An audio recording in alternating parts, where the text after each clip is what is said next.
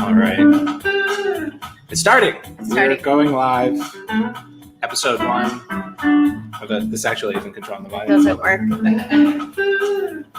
You can just slowly turn the volume down on the. Oh, there you go. Okay, yeah. Technology. Okay. Eventually, we'll start editing these videos and stuff. That'll be fun. Then they're not natural and live. Yeah. Well, just to start and She cried already. It's a little early today. We have family commitments this afternoon. So we're going early. So we're drinking coffee instead of wine. Plain coffee. But a cool drinking game would be to take a sip every time Nova whines. We have a dog. She's about to turn 1, and we don't know why. She's just very vocal, not barking, just whining. She's a little needy. Oh my gosh. Oh well. But otherwise, we can get into office construction. We should have loaded the pictures onto the computer so that you could show them. Oh yeah, slideshow. Oh, well, next week. time. Next week. We can put them in the comments. Okay. Yeah. There's the office with the framing, wooden framing is being done, and the loft looks really good. That was fun to see in person. Every time we would go in there, we know there was going to be a loft, and you just have to use your imagination and say, I think it's going to be about here, maybe about this high, and you're like, is it too big, too small? But seeing it kind of framed out, you're like, yes, it's good. We made a really quick last-minute change to the layout.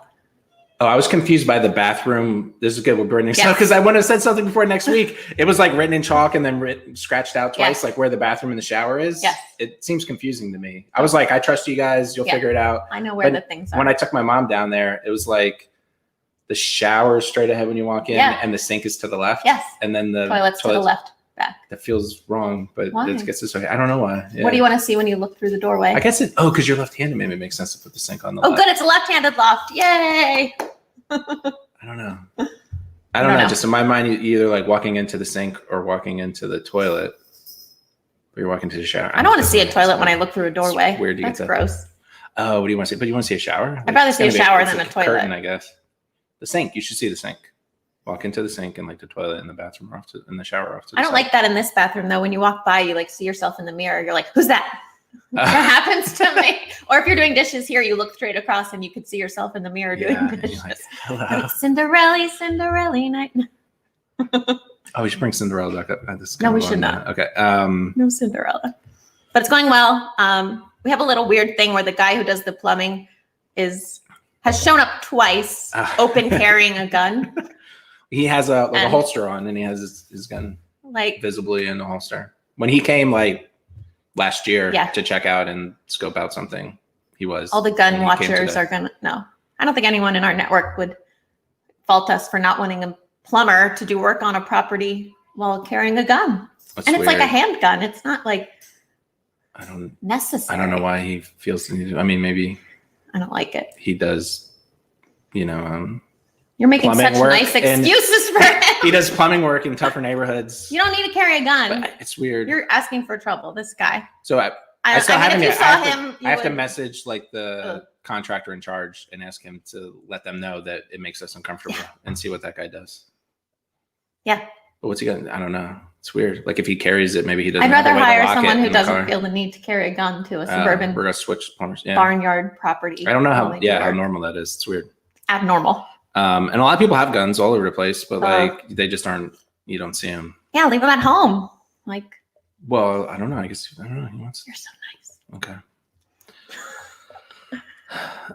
But the framing looks nice. The framing looks nice. Next week they put in like all the other contractors are very nice. The giant window happens next week, next Thursday. She whined again. So. I've been drinking. It's coffee. I don't care. All right, sure, it's on. You don't have to drinking game me with coffee. All right, first real topic here. We didn't go through these to veto some stuff. No, I got rid of the one you said, and I think it's good. We'll see. I'm also starting with some of the. I mean, we had a lot of family home life stuff this week anyway. Like one of the feedbacks we got from some of our family is like, I don't have like that WordPress techie stuff. It doesn't make any sense, but like the family stuff was really cool. I have a bonus topic about that. Oh, okay. If we have space for it, we can get WordPress at the end. Yeah. Will it be more like women in techie? Oh, okay. Okay. We'll see. So I tried to arrange it where like the home life stuff is up front. Okay. So one of them is hi, moms. we're having trouble with our kids sticking to schedules and like understanding time, or just if you they're say downstairs, they're gonna like pretty yell. loud. This it's your topic, so maybe you should describe it. Yeah, you're supposed to. Okay, so we wrote a schedule at the beginning of summer. We said you can do these types of activities in these windows of time, and kept it loose. We made like a block in the middle of the day that was like quiet, so tech free. You're making lunch, your body care is happening during this time. But you know, what is it? We've been doing this since May, and they still like if we don't go act confused, they still act surprised. They don't stop and start at those time frames, and they're still asking to start earlier, to adjust, to amend. And I think it's a very fair schedule. So today I tried something. Oh, okay. Today I wrote each child a little sheet, like a note on a piece of paper. Yeah. With their name at the top. For them to have next to them. For them to have next to them. And it says like at 11 a.m. colon, and then I made a bullet list. Oh, okay. And at the bottom it says, you know, at 2 p.m. Because there's one like on the cabinet in the kitchen here. Yeah. But that was like forgotten about. Yeah. So now they have it in front of them. I feel like, and a secret note to each of them. There's another one. So I feel that they both can tell time. Mm-hmm. They both we don't have to tell time. Understand the concept. We have a computer that has it. And they know how to use the Google to like the Google Home to set an alarm, like set an alarm for 11 o'clock. And then they would know what that alarm is about. I thought like leave it to them to figure out, you know, how they want to like stop at 11. But I think they just count on us coming to get them. And this is like kids, I think, and human beings. There's no incentive to stop on time because the parents are going to come get me. And if I don't stop on time, I get, you know, 0 to an hour of extra time, depending on how busy my parents are of stuff, you know, because we're up here and we realize they're not. And we're like, hey, they didn't stop. And we're like, yeah, but I'm like on a call, I'm working and whatever. Yeah. So there's no incentive, but I feel like what would be a good plan is to reiterate to them like why we have the schedule, why you know being in front of a screen or something for more than 3 hours is go lay down is not a good idea, or why you need breaks and stuff. Like why did we come up with the schedule the way it is? Yes. And then I feel like they need an incentive to stop, but artificial incentives might not work. It kind of would upset them. But one thing could be like, hey, if you don't stop it, like kind of punish them, you know, like, hey, if you every minute you go over at 11 is going to be like 2 minutes you lose in your afternoon time. And then they definitely would stop, probably, like they'd figure it out. But they might be upset with us about, you know, like being so harsh or whatever, but they'd figure it out. It's like you figure out it's not an issue. I don't know, but that's not how kids work. Like they really. But how do you establish that as a grown-up? How do you establish, like, it's so much fun to stay up till 1 a.m. playing League of Legends, but tomorrow I have to be at work at 8, or, you know, any of those things where it's fun to be doing what you're doing, but like short-term tomorrow kind of window of time that you will pay for it almost. Like your body won't feel good if you sat in a chair for 6 hours straight and didn't move. And as you're approaching 40, it hurts even more. Yeah.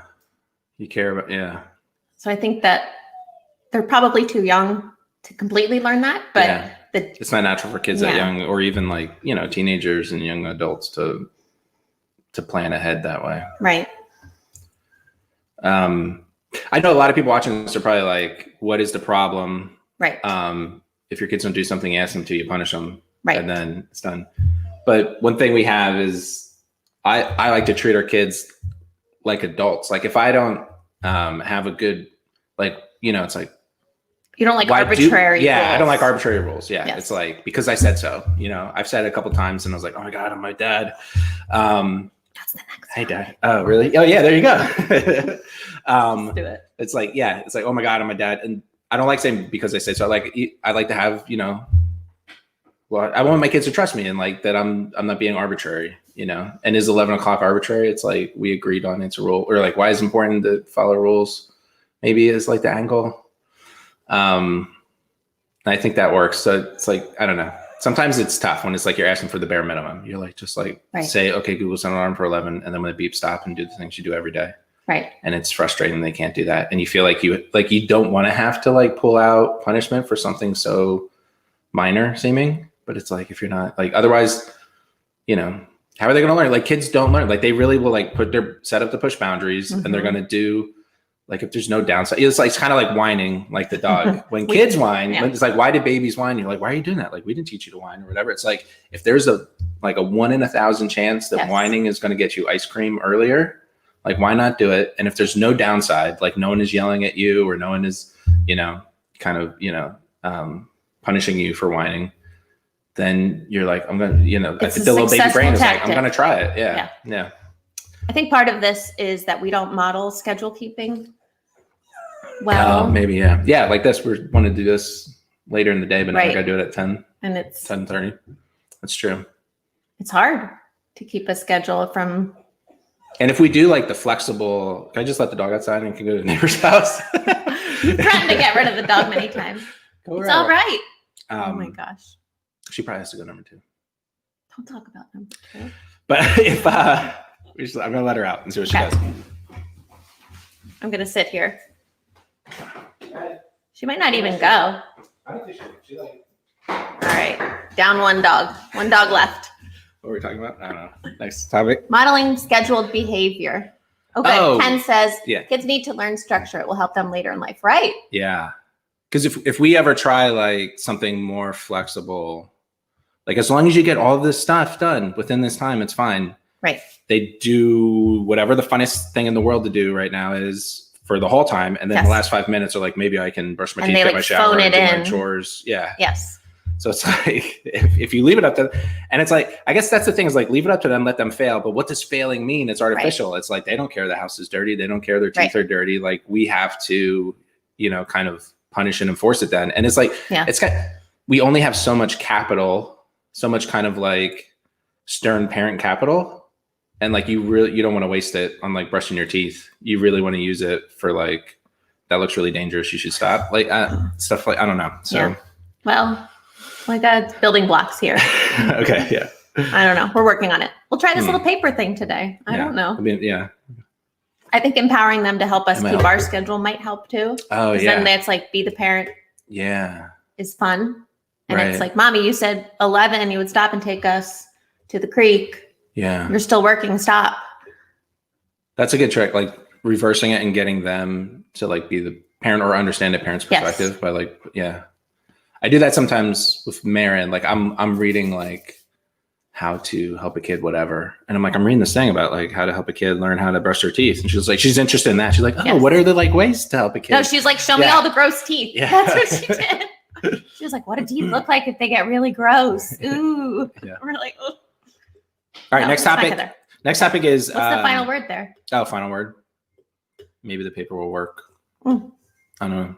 You're welcome. This guy ties into next. Well, maybe it ties into the next topic. I'll try to keep better track of time here now too. Okay, it's off the screen here. Next topic. Come back. There you go. I'm here.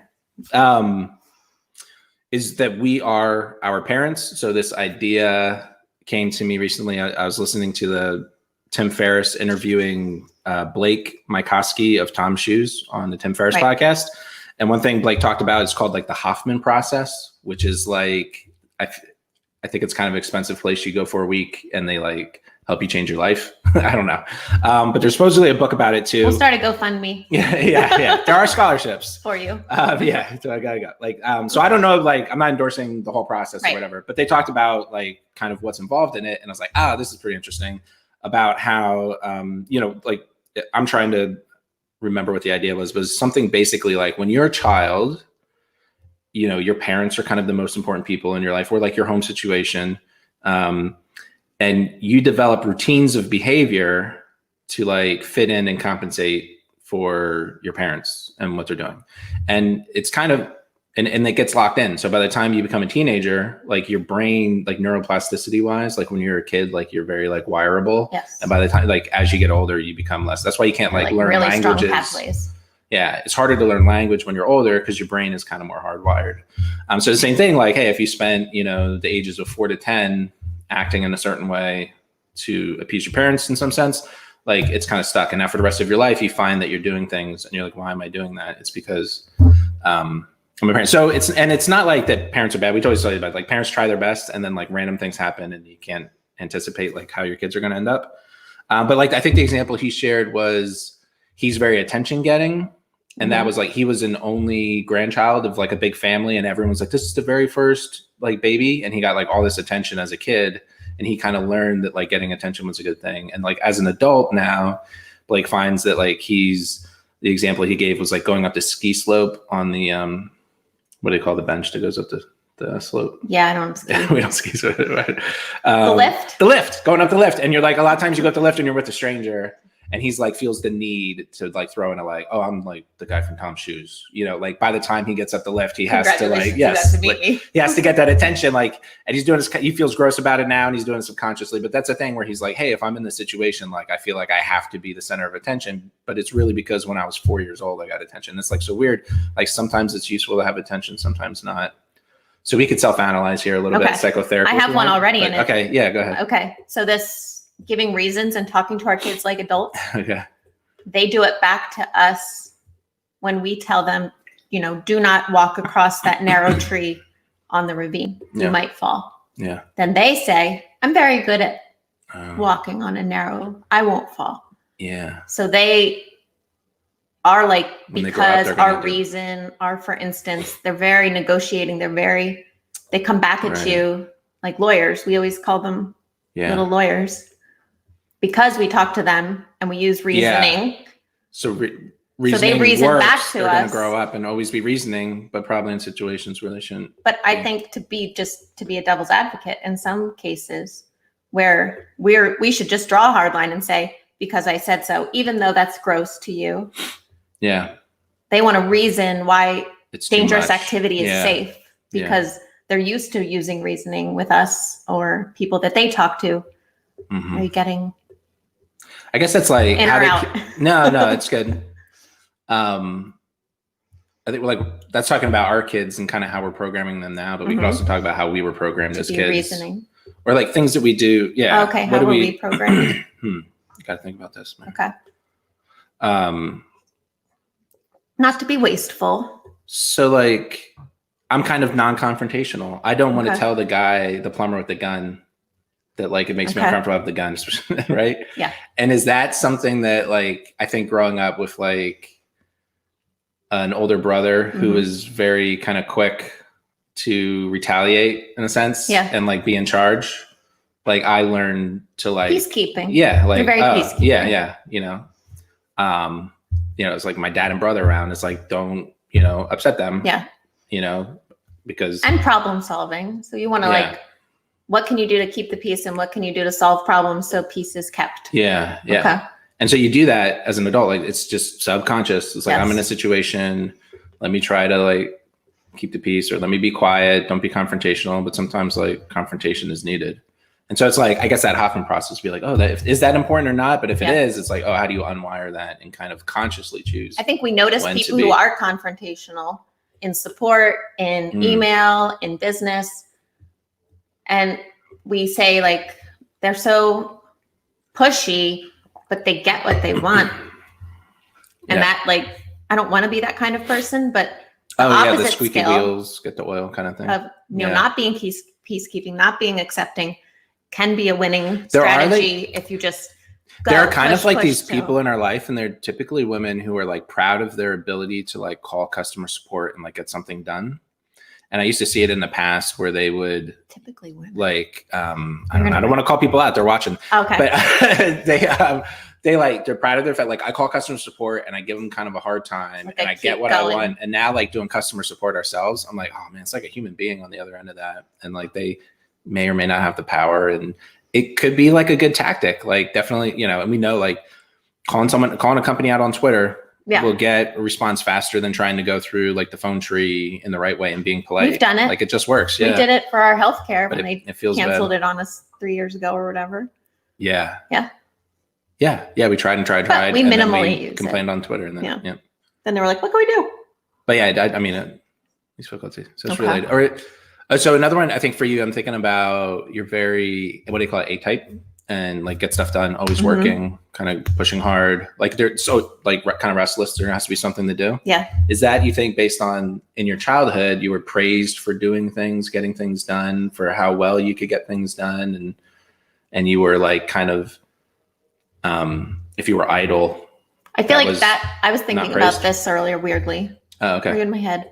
Yeah. I'm in your head. That it's not being praised for getting stuff done. It's being, called out for being idle. Oh, okay. Yeah. It's maybe Okay. the thing, like Yeah. seeing people who were idle, seeing people who didn't have hobbies, who didn't have interests, who Your didn't. parents called that out to you, or you think as a kid you just noticed that? I think I noticed that. I don't know if they Or called maybe it out. it was, and yeah. You noted when you I were don't know. growing up, you kind of looked down on people who are idle, I think maybe. and you Maybe don't wanna that's be from my parents. idle. I don't know. I don't know. And so now you feel like, don't be idle, like being idle, because like I'm like, it's Sunday. I remember these Sundays of just like reading a book for 6 hours, and it was like the most amazing thing. Yeah. And it's like an hour into it, it's like, man, I haven't really gotten anything done. You think that? A little or bit, you but I think think that you I think it that more. about you? Am I do you need a Hoffman me? I was just trying to include you in the conversation. You do you. Maybe not. Okay, you do you. It's hard to be where we're at and feel like we have a good life and like question yourself and feel like you Something's should wrong. change or you should, this aspect of your life isn't serving you. Well, yeah, because that's the I thing. feel like it's all pieced together really nicely right now Yeah. in my head. So to analyze it and proactively try to change things, like what is this? What's his name? Blake? Like by actively not putting himself out there and getting attention, could he suffer in some ways? But I think you should be thoughtful about it and understand like how these behaviors are useful, but also how they're not useful. Okay. So I don't know, like not feeling bad when your family's lounging around on a Sunday may or may not be useful. Right. But also It's like a topic for during another the day.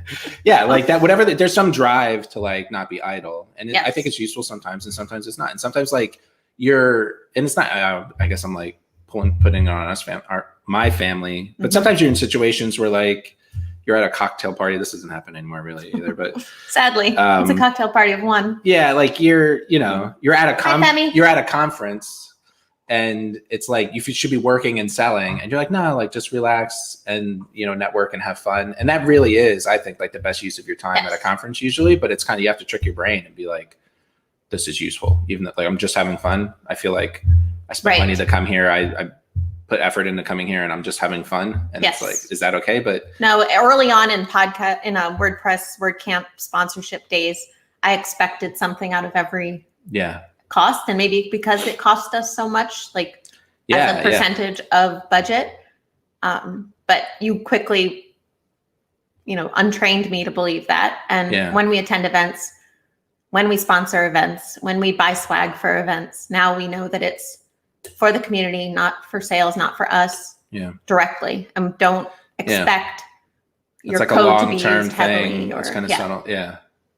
It's a little mini topic insert. I think the idea of like, if we sponsor a WordCamp or show up, if it costs $1,000, you're like, oh, I need to make $1,000 in sales to make up for this. Right. It's kind of the wrong way to think about it. Way. You're not just going there to sell individual licenses. You're going there to kind of interact with people and make connections that are going to potentially be useful later. And I think after time, I could just point to those. It's like, remember how I met Chris Lemma, and then like he wrote a blog post about us. It was huge. And now we get a bunch of traffic, and now we have this relationship, that we like benefit equally from. Like that's more valuable than, all the sponsorships put together. And you can't actually quantify it. Yeah. Yeah. Remember how we met this person and like 3 years later they're working for us? So like stuff like that happens.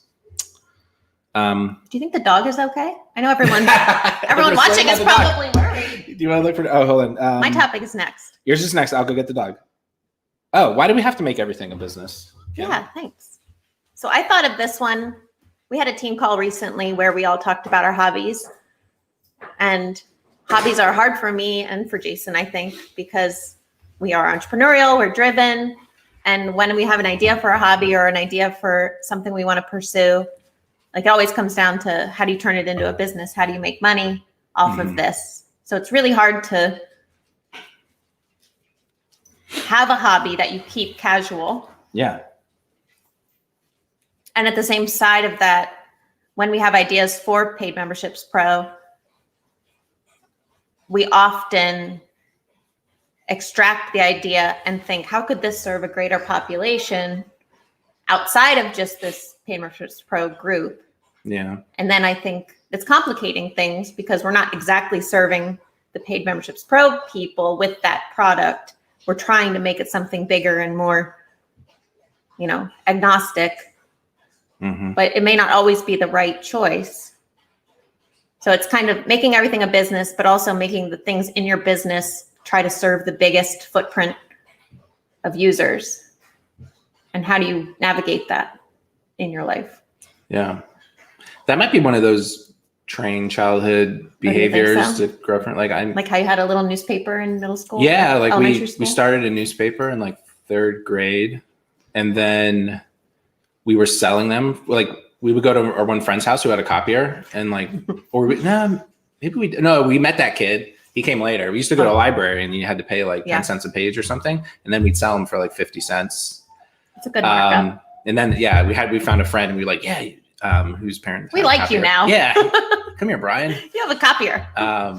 But we got in trouble because there was a gossip page, and then we talked trash or something on someone in 3rd grade class. Sad. And they were like, "Hey, you should write for the school newspaper." And we're like, "But I don't make money doing that." The money part. And I talked about this with some people before about how entrepreneurial ideas kind of are you're told not in public schools, it's like a bad thing. If you raise money for the band by selling candy bars, but if you're like, I just want to sell candy bars to make money. Remember we had our kids had a lemonade stand? Yeah. Or it was apple cider, and someone stopped by and she asked who they were collecting money for. Yeah. And I was like, for themselves. They're yeah. 8 years old. And I think Mary was probably 5.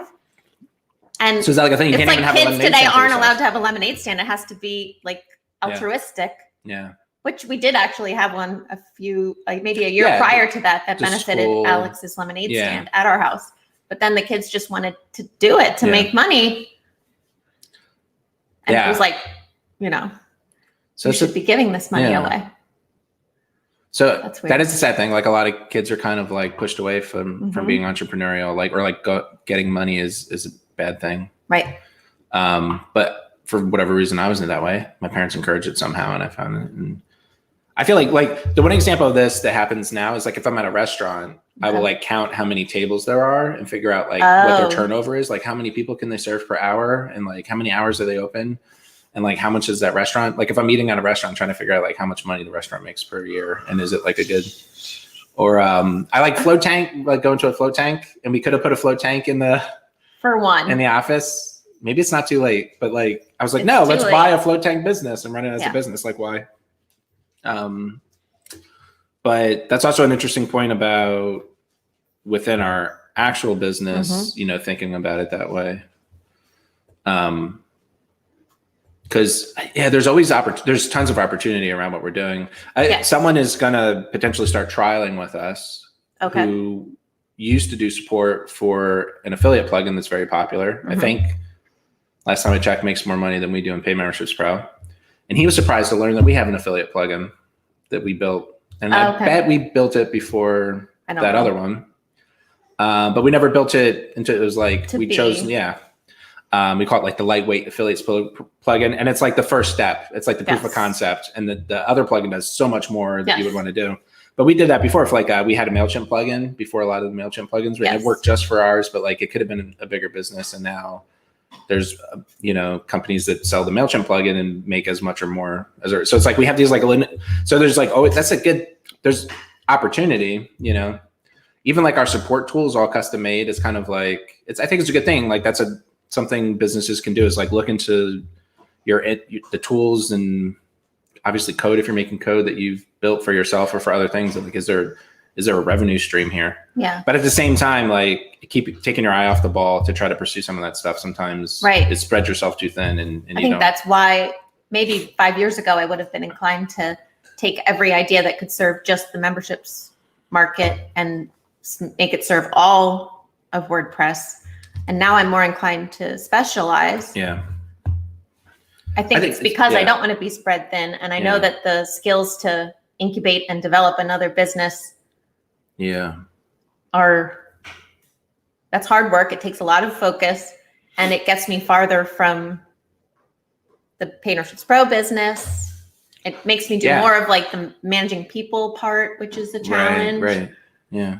It's like we know how to fit this stuff into our business, even if there's bigger potential. Yes. So, and it's less risk to just, sell it. Like with the site-wide sales thing that we're about to really start pushing, that's scary. And I've been looking at other businesses that have like multiple products that are all independently successful. Yeah. And if you think of their owners and how their lives are, they're like probably harder than us, Yeah. And that's scary. We got to find like good partners to run things and train people to take over and stuff. I think that the companies I'm thinking of, they just have like very, eat, sleep, work owners. And that's not going to fit our life. That's why they got for the next involved few in years so many while things. Our kids are young. Yeah. Yeah. At the same time, it's tough. The opportunity, like the site-wide sales opportunity is like, we developed a plugin for our membership platform to run Black Friday sales and stuff like that. And something like 1% of our users or more started. Do we know how many users use it? But even like, it's like 1% of all sites. It's like 1,000 some.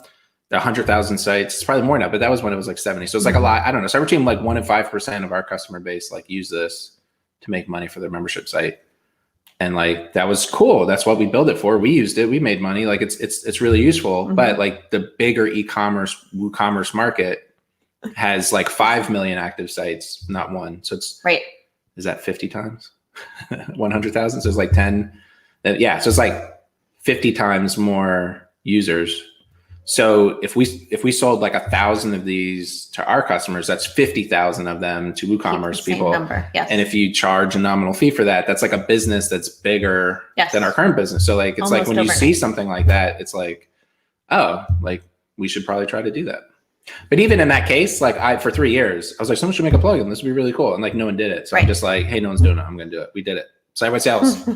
Sitewidesales.com. You can buy it now. We're going to like officially push it and launch it soon. Cool. We have like a little ad in this. But there is a weight in your brain to turning things into a business.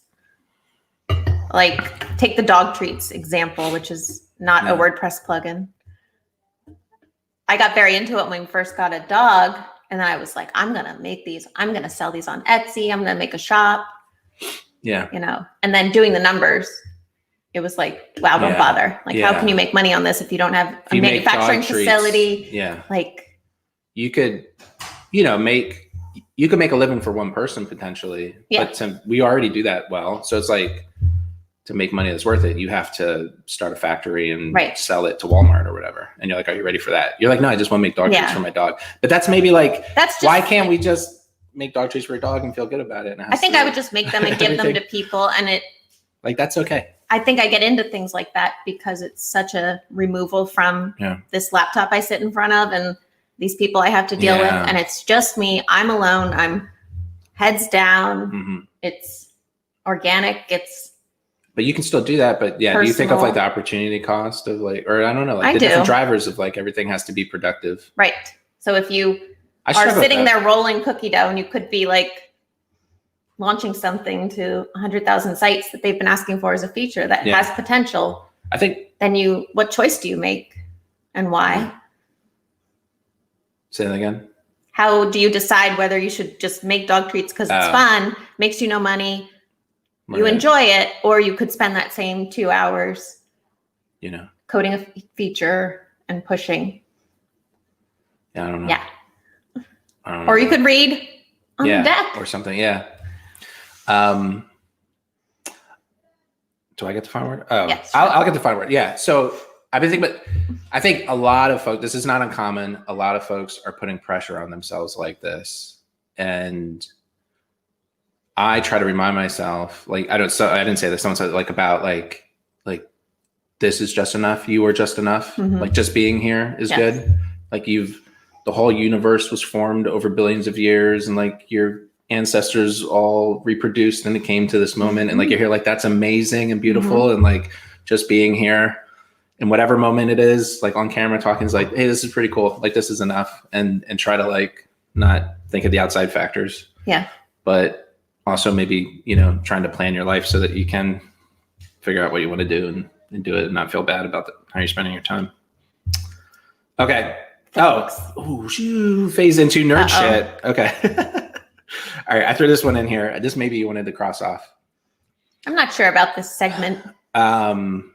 We'll see. So this topic anyway is, Jason has lots of time for nerd shit because he doesn't make dog treats. No, I read everything. Books, online, Reddit, things like this. So I think it came across Reddit. Someone was talking about time travel. I said something about time travel and they said, hey, this YouTube video would blow your mind. And I was like, oh my God, it did blow my mind. So I'll try to explain it. What happens is there's research, like actual scientific research done by scientists showing that your consciousness, thinking about things, can affect physical matter. And it's like, ESP kind of stuff. Here's how the experiment works. I'll try to explain it. There's a lot going on. There's a famous scientific experiment called the Two Slit Experiment where, Is that the observing the electron in one place? And Yes. Okay. Yeah. So if you send electrons like light Yes. through, a wall with two slits in it, Yes. Light can act as both like a wave and a particle. So it acts as a wave going through the slits, which causes like a scatter pattern. I might be mixing this up. Or if you observe it, like you put a camera, it's not a camera at the quantum level. It's not a camera. It's like a device, Yeah. And it detects like what happens. It all of a sudden becomes a particle and the pattern's different. So it's just putting like a camera in front of it, like changes the experiment. I don't know. My attempt at a layman's terms. So that's the experiment. There's another one called like the delayed, the delayed observation slit experiment. But what they do is like they take the observation like after the light's already hit the wall, and whether or not they make the observation changes what happened earlier when the light went through. So the fact that it's going to be observed later will change how it goes through. And that's why like scientists are going crazy. And like, how current is this being studied? So the slit experiment was like a few years ago, right? Was a lot. It was like thought about in the 70s and done in the 80s or 90s. Okay. The delayed one was like in the 99, I think. But in they're still doing it like different versions in like 2012. This new one, so this study, so there's a slit experiment set up. It's like in a tube. They put like a tube together that does the slit experiment. Did you watch a video about this on Netflix? And it was like in Belgium or something, and it's like the largest. Oh, that's the Hadron Collider. That's something else. Yeah, that's the Large Hadron Collider where they like smash atoms together and make stuff. It's related because it's like quantum. When they do that, like these quantum particles, and they try to understand like what's happening at the base levels of reality. But they put a slit experiment in a tube, and they connect it to a computer. And it goes over the internet. So for years, there was a website you could go to, and what it would do is it would show you a reading somehow, like it would, the scatter pattern, right? So if that scatter pattern is being observed, it would change, and they can kind of detect this change. But if it's not being observed, it's a tube. There's nothing observing it. Okay. But over the internet, they would kind of like put the reading over the internet, and you would watch it, and it would both like play a tone, and it would like show a line that went up and down. And you would meditate, and if you were a better meditator, it was better, but they got random people to do it too. You would kind of like focus, and they'd be like, okay, now for the next 30 seconds, try to make that line go down, try to make the tone get quieter. And they're like, okay, now for the next 30 seconds, like don't just relax and think about whatever. Okay, next 30 seconds, just go. Okay. And they kind of staggered it out, and they did all these things. Like the science that's interesting is the stuff to make sure it's like not being manipulated. Okay. Because like, how do they know someone's actually doing it? How do they, what if like there's some like electrical interference that happens every 30 seconds and it interferes the data? And the effect was like crazy small. Like it didn't like, if it was shown against the wall, it didn't like all of a sudden become like a different image. Mm-hmm. Now they wired it up so they detected like really small changes and amplified them. So in one experiment they did like kind of live, there was a light bulb in a dark room. And if you managed with your mind change the thing, like the light bulb will come on. And it was like, whoa. Oh. But it really was detecting like a really tiny, like inconsequential, like quantum change. And they just triggered. But still like a scientifically like verifiable change. And like, this stuff like blows my mind thinking about it anyway, because it's like, how do you understand this? What do they think it is? Do they think like the acceleration of your own What do you think? body's energies are What's like the best have a explanation? radius that like you can't observe. You're in California and the device is in, China. Oh, David Can you Adams says it's impact been it? debunked. Yeah, I mean, hey, share the link for like where you think it's debunked.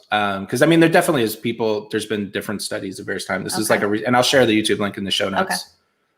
Okay. But what's the explanation? I think the explanation is that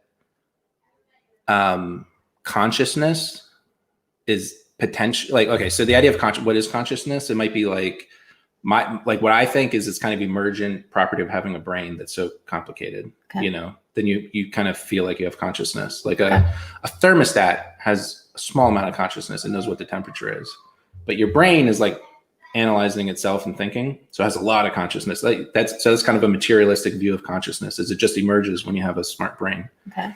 But some people think no, like consciousness is like something kind of materialist, like part of the world, and that's why there's at these quantum experiments, it's like, how comes when we consciously look at something, that's like another part of this, when I totally missed this part of it. So they have humans on a computer, then they would put a computer program that would simulate a human watching, and the robot, it wouldn't move. So when the robot was watching, nothing would happen, and when a human was watching, it's like, oh my god, it's affected based on like if they're concentrating or not. Maybe. So that's the thing, is like robots don't have consciousness or something, like, or this version of robot didn't have as much consciousness as a human does to affect the wave function. So the idea is like there's consciousness is like some kind of thing that also can act across space. So like this I think it was done like Nurture is going too far. It's so fun. Do I look interested? Like, like they put the tube on the other side of the world, but your consciousness was acting like at the speed of light, basically, kind of like, so if consciousness is some kind of like field across the universe, it's kind of closer than like physical distance potentially, basically because these conscious effects are happening. So it's like real scientists from real places are like studying this for real, and they're getting real results. Do you want to go back to college and learn about this stuff? Quantum physics. You should do that in like your do research 60s. Like, yeah, just like fund the research and like just audit classes and. Interesting. I don't know. But I'll pursue stuff like this. That doesn't. But I always think that you need more people to talk about nerd shit with.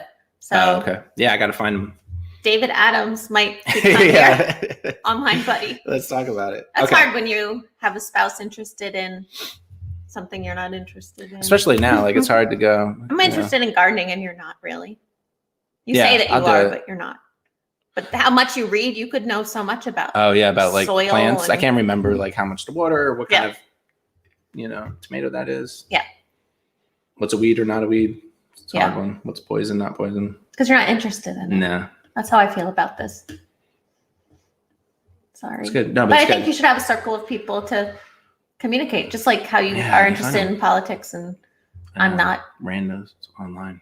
Capable of keeping up with it's it. I mean, that is something from like being in college, and that's one of the benefits of college. Like kids is like you're in this space with like a lot of potentially smart people who are all kind of thinking about similar stuff if you're in different classes together and stuff.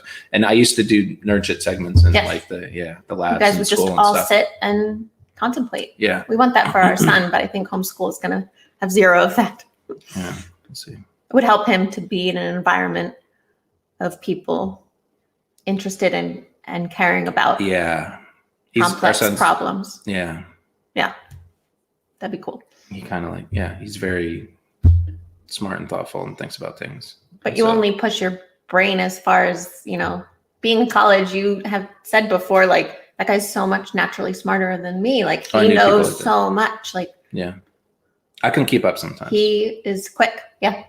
I'm pretty good. I'm pretty smart. I can't change lanes that fast. That's what some people would do. Like they're talking about like quantum, double slit experiment stuff. I'm like, oh, cool. I'm fine. And then like they'd like switch into, like, I don't know, some other obscure philosophy or politics. And I was like, wait, you got to slow down and like help me turn. I can't change direction that quickly. But I like going deep. That's fun. Okay, next topic. He's going to find the link. Cool. Thank you. Buying or adopting old WordPress plugins. Yeah, this is happening so much. And we've talked about doing it, but we wouldn't do it dirty the way that I've seen. How did you experience it? You don't have to name names. But okay. Yeah, so we wrote integration for an open source .org plugin, free to use. The recipe unlocked basically features that other plugins made you pay for. And it's not that I don't want people to pay for things, or I don't encourage people to buy premium versions of software that they need. But because we're free and open source, we encourage and build for other things that choose to be open and free. Mm-hmm. So in this case, a larger company purchased the opensource.org and like changed, Removed functionality. removed from the plugin? functionality, and rewrote like hooks and filter names that were being used, didn't deprecate them, Mm-hmm. released that, everyone updated, and the old recipes don't work anymore because the filter names are different, the features are different. Yeah. And upgrade to get this feature is now a part of it. And it just feels very dangerous.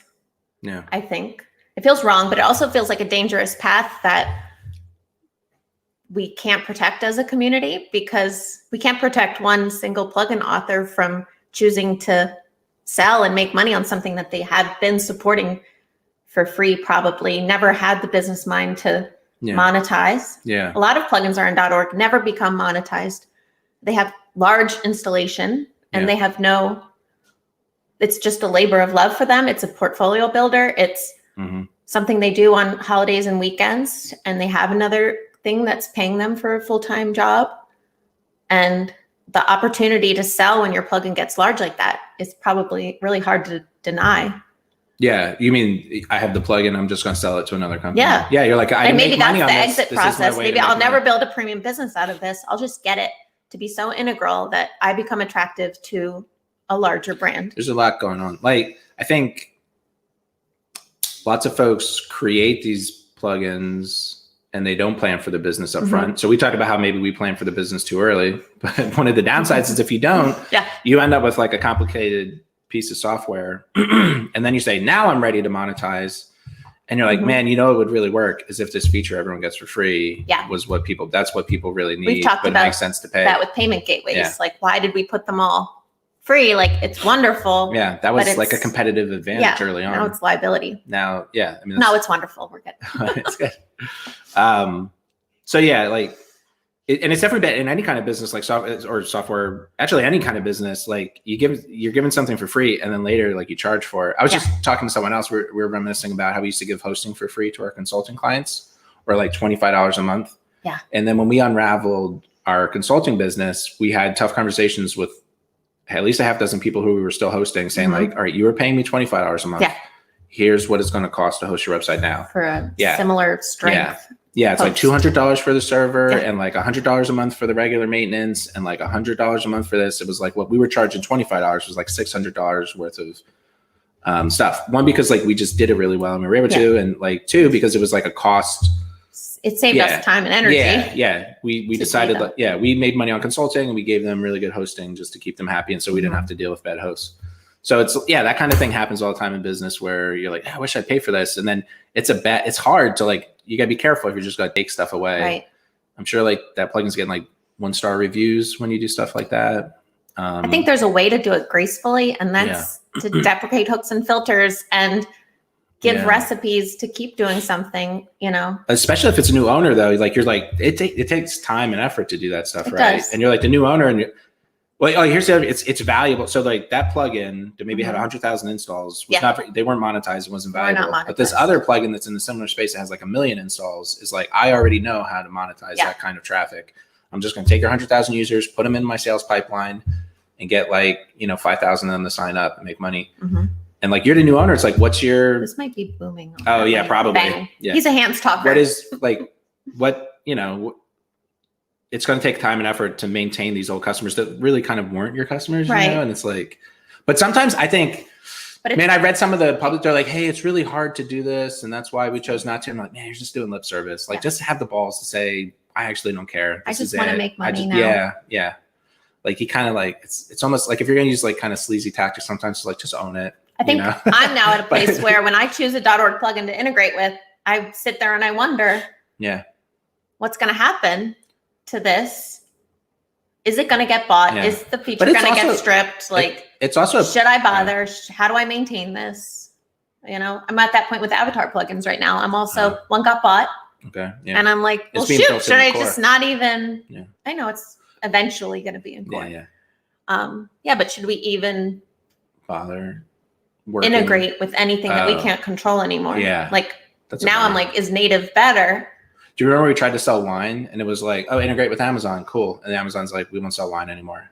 And it's like, well, there goes that business model. Or the We Google do- Music search and then Google, we was we like, tried to do we wine can't through do Google that. too. And then Google pulled wine out of their Yeah. index and they're like, shh. And then they shut down like this API service. And you're like, okay. Facebook famously like is always changing their stuff. Yeah. Twitter changed their API. They just released a new version of their API, but like, are people really going to trust them to use it? Cause they have a history of like reducing limits and features. Yeah.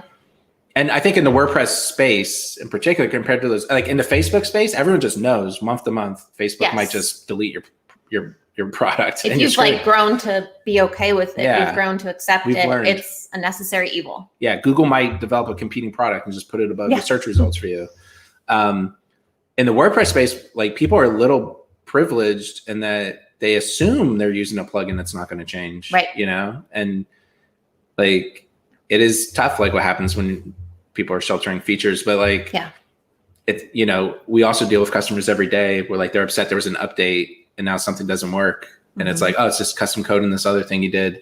And they maybe don't have a respect that they have software from 50 different companies running Right. on their website, powering like their sales funnel. And like, that's a big thing. And like, people feel like, oh, it should be automatic and work all the time. And someone else is going to update it for me Mhm. and make sure it never breaks. It's like people are privileged. But you know? the choices we make to integrate, Mhm. the content we publish about integration, when it relies on a third party, Yeah. you know, staying relatively the same and not changing so much. Was there a Like, big enough what do you update? do? Like, I don't know. Like sometimes like you can give like a year advance notice, be like, hey, we're going to maintain this as is. New stuff is coming here for like a year. This is going to work. And then like I'm giving you a heads up, you got to change. That's kind of like an open source respectful way to I couldn't find any docs change. about any of it. Yeah. And even like the avatar one I'm thinking of, the one I'm talking about primarily was an affiliate, Google Affiliates, or not Google Affiliates, sorry, Analytics. Google Analytics, sorry, Yeah. plugin. For the avatar one, the landing page for that purchased avatars plugin now says, we've been bought, docs coming soon, Mm. and all of their old docs are gone. So I feel like the same thing is going to happen. And they're going to Yeah. say like, hey, we don't know what you're talking about. There wasn't a hook called that ever. Yeah. Like, you know, But for us, I think like buying plugins, I think we Okay. done a couple ways. One is like a kind of diversification. So like we were saying like, hey, like if our business here is generating cash and we want to invest it, what do we do? Do we buy Mhm. stocks or something else? It's like one option, I think, is to buy a plugin that has some usage, but they didn't figure out how to monetize it. Mhm. And if our monetization scheme maps to it well, Yes. just run it as a separate business and be Okay. like, and we would supply, so it wouldn't integrate, we wouldn't be changing the software potentially. I don't think, I I would think do I that. would, yeah. And Yeah. I definitely wouldn't like remove features.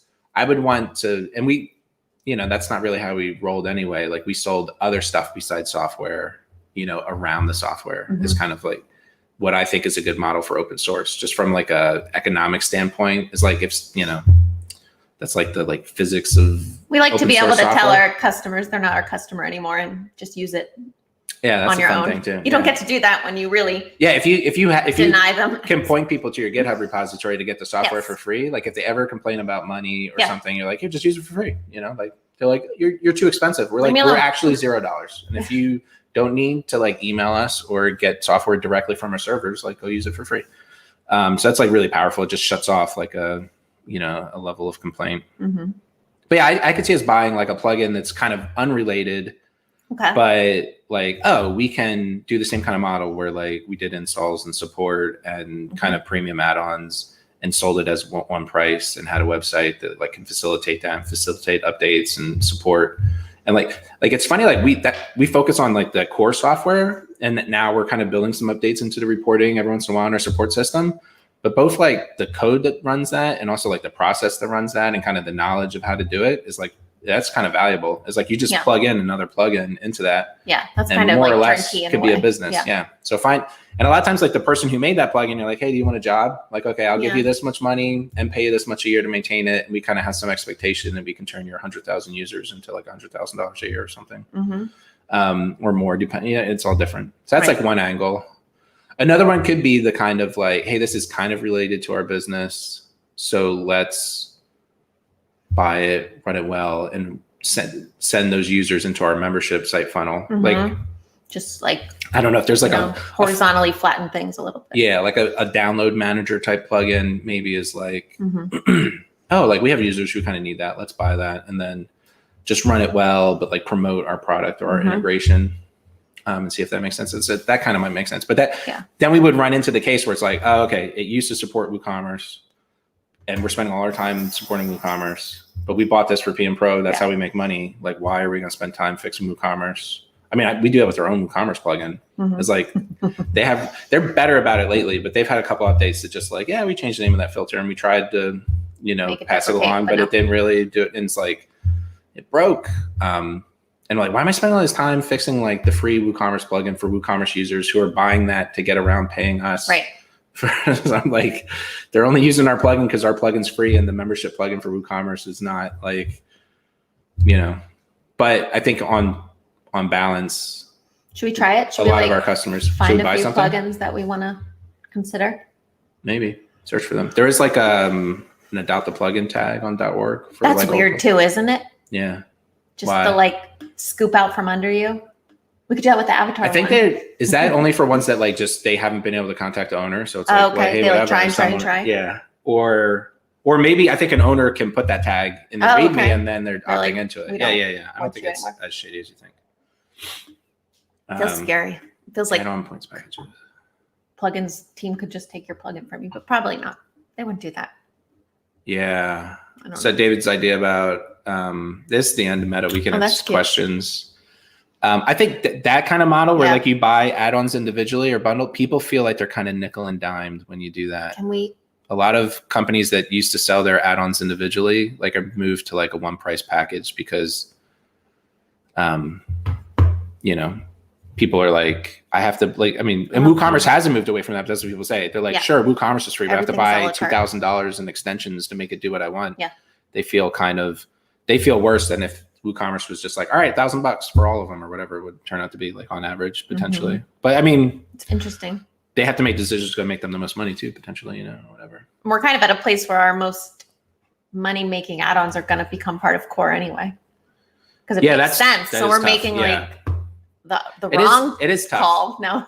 We should talk more about that, like the open source stuff. I like talking about that. Like, why tell make your that mom decision? Not to watch that one. Because I think from traditional business, it's like, oh, your popular stuff, that's what you pay for. But like kind of in open source, it's the opposite. It's like, oh, what 80% of sites are going to need should be in the core plugin because everyone needs it, and like open source and like the GPL license has this. I said we should talk about it later, but I'm talking about it now.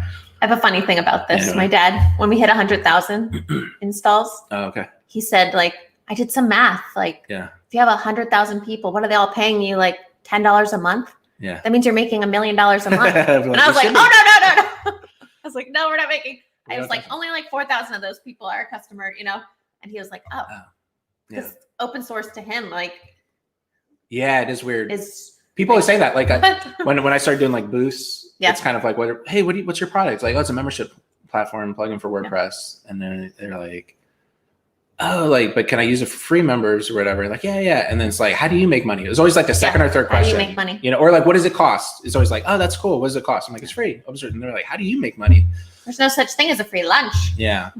But I believe in like this free software that like the best software in a lot of cases is by being free and it used as much as possible and getting as many people involved as possible while still having kind of like a good structure to make sure like, there's sanity around like how the software is built, but that's going to result in the best software. Guys, it's 11:17 and Isaac self-stopped. Good job, bud. Anyway, so freezing. We can't mute ourselves. It's live. No. We'll be done soon. Are we done? So. Oh, you wanted to? Oh, we don't. Should we not talk about my bonus topic. We got into Oh, enough you said bonus WordPress topic? stuff. I'll save is it. Okay. No. Yeah, we need stuff to talk about next week, maybe. No name for the show. Did anything come to you while we were? No, and don't you name your name. Why? It works for me. Does it work for you? It works for me. I was supposed to like tease that in earlier. Yeah, you didn't. It works for us. That would be a good name. That's playing on the how could you work with your spouse? Oh my gosh. I can't stand What them. if we ask people, let's just throw it out there and like give someone $100 Amazon gift card or $100 to your charity of name? choice if we choose your name. Okay. Everyone just tweet, email back at us like That a good works. idea for our podcast name. Did I say bossy marriage last time? Bossy marriage, something like that. I don't know, married to my boss, married I think- bosses, something like that. Bossy marriage. Married LLC. Bossy is like Married becoming Incorporated. kind of like a negative We're not that term. married. Like that's not our It's like stick. a little edgy to. Being bossy. We're not what? That married? Like we're not like all about being married. Okay. We're 100% married. No, I mean, Maybe, like this isn't. We didn't talk about our marriage at all. That's why I looked up like podcasts that are related, like husband and wife, and it's kind of like religious, fix your marriage, Okay. self-help stuff. We're not going to tell anyone how to fix their marriage. Or there's like quite a few. Tell us. No. Like the true crime podcasts, like Oh, just yeah. a husband and wife randomly talk Shared about murder and interests. yeah, it's like what and conspiracy theories. So it's like those are the two camps. So I think we're really filling a niche of like married couples, talking about something different. Okay. Okay, well we'll still keep doing it. Yeah, it's fun. It's good to have It's it. good for us. Once we get titled, we can push. The hardest part has the been podcast out. withholding conversation Yeah. for you because we noticed our first one we had pre-conversed too much about the topics, and this one we really tried to like nope. I think we did a little don't talk better. about this. So it's a little more. Organic. Yeah, it's not less interactive. showing a presentation Yeah. describing what we talked about earlier. Except the nerd shit segment where I was just like, You were a little interested. It was not bad. Like you asked I me was about pretending. the Large Hadron Collider. You don't have to. I was trying to not look like a clueless woman who doesn't know anything about particles. I don't want to make you look bad. I just No, thought I know. I thought it would be funny if I got nerdy for a moment. You're just like, okay. what? You felt bad about not knowing what's a weed and what's a plant, so we're even. All All right, cool. Don't say it works. We need a sign off too. I know. Signing off. See you next week. Thank you.